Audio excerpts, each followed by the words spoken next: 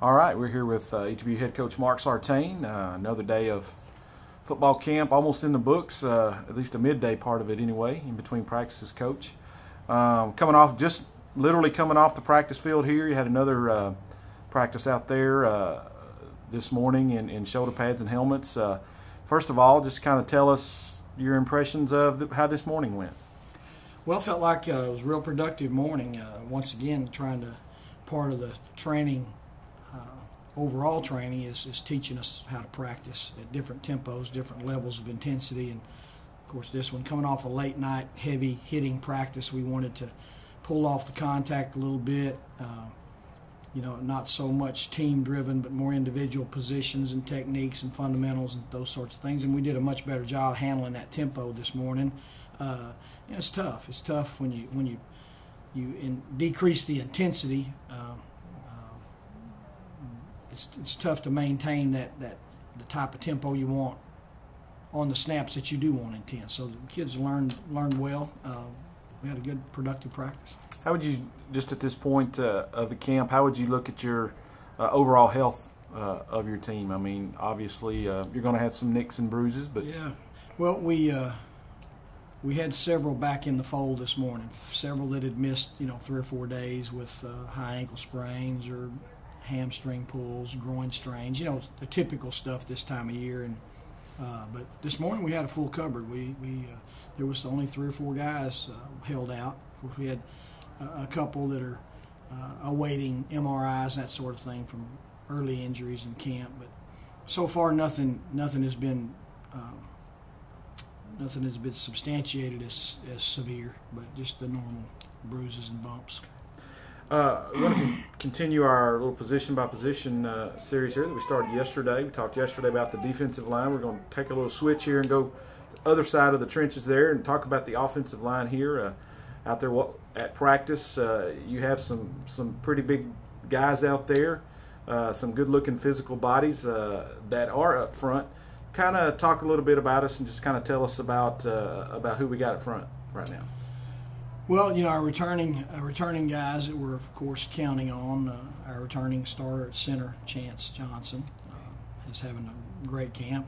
He's holding up really well. Andrew Boyce, returning starter at right guard, has had a couple of little tweaks, physical issues that have kept him out of a couple of practices. He didn't practice this morning, but he's having a good camp, having a real good camp. James Fugate, a junior, young man that's been in the program for a couple of years, has really developed himself into a pretty substantial candidate for a tackle position. Drew Dawson, young man has been in our program for a couple of seasons, but not had a chance to play. He was a transfer and had some academic issues that he had to work through. But he's out there with us now. He's doing really well. Nick Shutak has been on kind of mild duty due to a high blood pressure issue, but he's expected to come in and compete real strongly for a position. And then Torrance Leonard is a returning starter at left tackle, and we're looking for good things out of him. He came in great shape. He's a very physical player, kind of the fireball up there, and really gets things going, keeps things going. So as far as returners, Cameron Miller's back at a guard, and Jacob Alford back up at center, returns, and very strong players. So we're pleased with their progress. And then we've got an extremely large and quality freshman class, and we really believe that 2 or 3 of those guys are gonna really compete, push for some Saturday time. And our plan this year, unlike the years past, it'll change the philosophy up there that we're going to play probably 2 full units of offensive linemen in our varsity contests, and it's going to help us in the fourth quarter, hopefully help us in the second half of the season with injuries and fatigue and that sort of thing. Well, obviously, we've talked a little bit about the experience you have at some of your skill positions. Fifth-year senior at tailback, you got your 2 quarterbacks back, and a lot of returning receivers who have produced on the field. But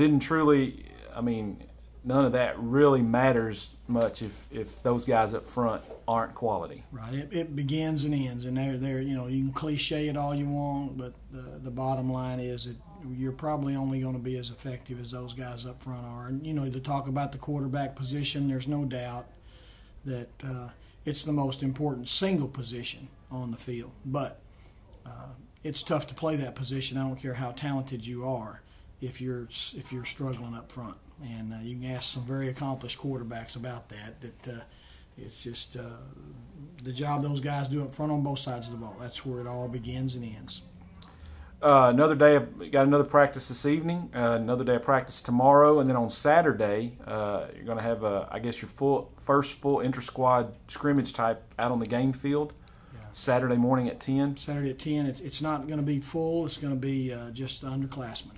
Okay. Newcomers, transfers, unprovens. Those kind of guys that joined us in the spring that we hadn't seen in pads yet. We won't be playing any of our returning starters or lettermen in that scrimmage unless they're really fighting it out for a position. So we'll probably have about 80, 85 guys involved in that scrimmage at 10 tomorrow morning or Saturday morning. Okay. And then of course class starting on Monday yeah. And so you'll hit more of a regular practice schedule and go into our normal grind in the afternoon. See if we can get a little break in the heat. All right, Coach. Well, we'll come back tomorrow and we'll talk about let's talk about the receivers tomorrow. Okay. And go through some of that. And other than that, we'll see you tomorrow. All right. Thanks. All right.